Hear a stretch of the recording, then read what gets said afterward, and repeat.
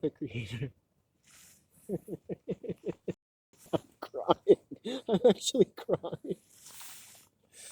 I cry not because for any reason.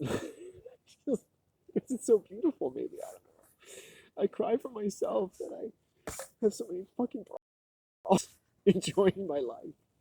I cry because I feel like I'm such a beautiful man and people should treat me better and I should work harder to give people a clear idea of who I am. I just haven't figured it out for myself.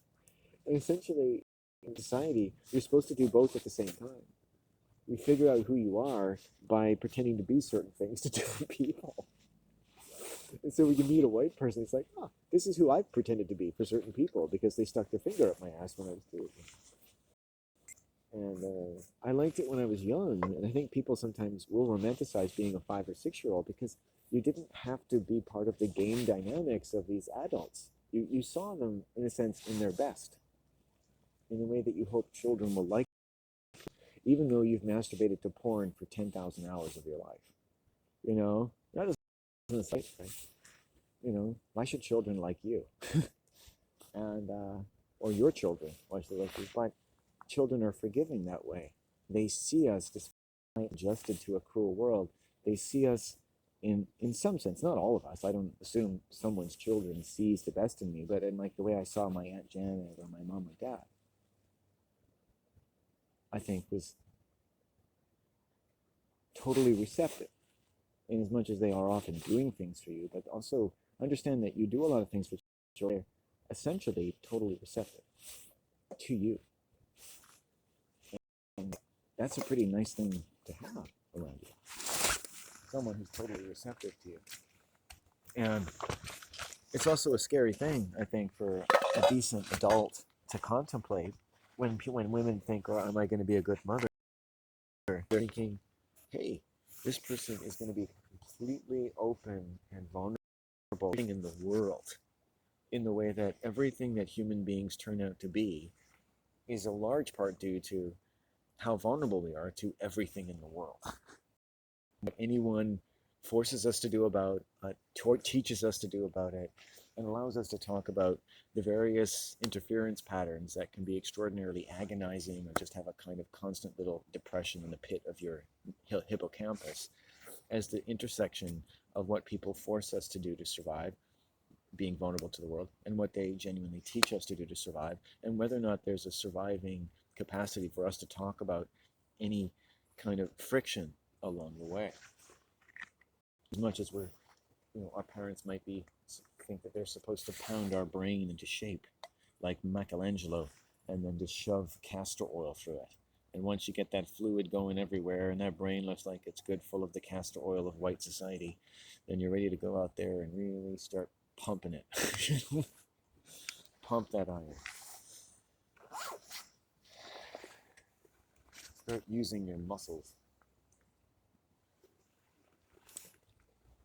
I think I'll always be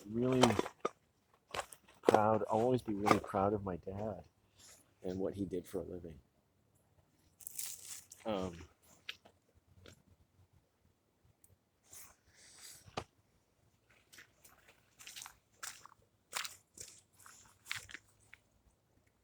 I do this for a living.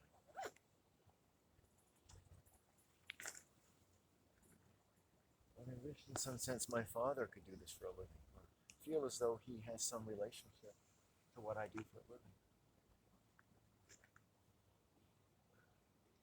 That it wasn't always as though something I was taking away from him, or something I could do that he couldn't do, or hadn't done, or wouldn't do. Because that's how I always felt. My father felt about my life. Something he wouldn't do, or something he couldn't do, and something I should just not fucking do, or a bunch of other stuff I should fucking do. And oh, maybe you're just sick because, now you can't do anything.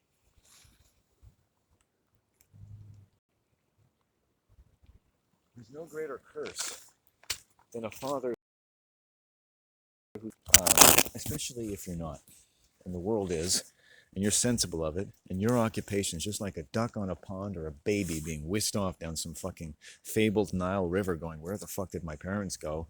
I don't want to be a biblical fucking character. on the pages of history. I don't want to be a statistic.